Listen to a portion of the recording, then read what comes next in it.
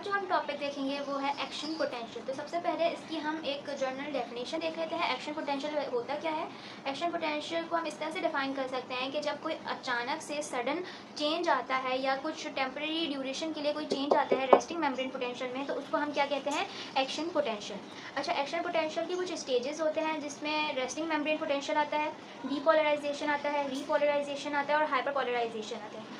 Resting membrane potential इस वजह से होता है जब सोडियम पोटेशियम पंप और पोटेशियम कंडक्टेंस की वजह से रेस्टिंग मेम्ब्रेन पोटेंशियल होता है। और depolarisation is because of sodium channels opening, और डीपोलराइजेशन में पोटेशियम चैनल्स की ओपनिंग होती है, और हाइपरपोलराइजेशन में पोटेशियम चैनल्स जो होते हैं वो रिमेन्स ओपन, मतलब वो खुले ही रहते हैं। चलिए अब हम एक्शन पोटेंशियल को ब्रीफली देखते हैं। तो इस तरह से होता है कि रेस्टिंग फेज क्या होती है? जब -70 पे होता है तो ये रेस्टिंग फेज कहलाती है। रेस्टिंग फेज में जब कोई स्टिमुलस आता है तो ग्रेडेड पोटेंशियल होता है, लेकिन अगर सोडियम इतना इन्फ्लक्स हो जाता है कि वो थ्रेशोल्ड को टच हो जाए तो वोल्टेज गेटेड सोडियम ओपन हो जाते हैं, जिसकी वजह से अचानक से इन्फ्लक्स हो जाता है, तो जिसे हम बोलते हैं डीपोलराइजेशन।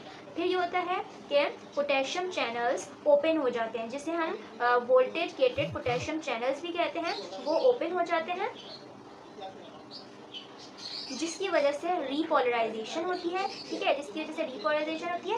फिर रेस्टिंग फेज में, ये रेस्टिंग फेज है, रेस्टिंग फेज में पहुंचने के बाद भी जो पोटेशियम चैनल्स होते हैं वो क्लोज नहीं होते, वो ओपन ही रहते हैं, जिसकी वजह से क्या होता है? Hyperpolarisation. जैसे आपने देखा था हाइपर पोलराइजेशन में क्या होते हैं? पोटेशियम चैनल्स ओपन ही रहते हैं, वो बंद नहीं होंगे। तो फिर क्या होता है? हाइपर पोलराइजेशन होती है, और यहाँ पर मेम्ब्रेन को, इस जगह पर मेम्ब्रेन को एक्साइट करना मुश्किल हो जाता है, इसलिए इसको हम रिफ्रैक्टिव पीरियड भी कहते हैं। इस जगह को हम रिफ्रैक्टिव पीरियड भी बोलते हैं।